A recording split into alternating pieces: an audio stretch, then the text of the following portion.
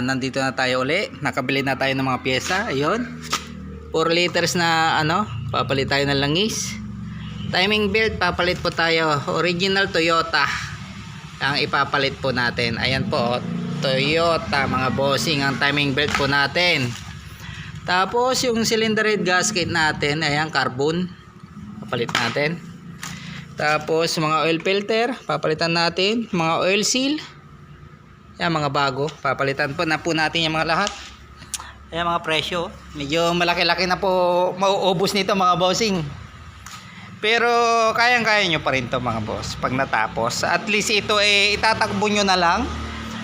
Pwede na po sa mga long drive yan. O hindi na po kayo kakaba-kaba sa mga mapuputol na timing belt, mag-overheat, mga ganyan po mga bossing.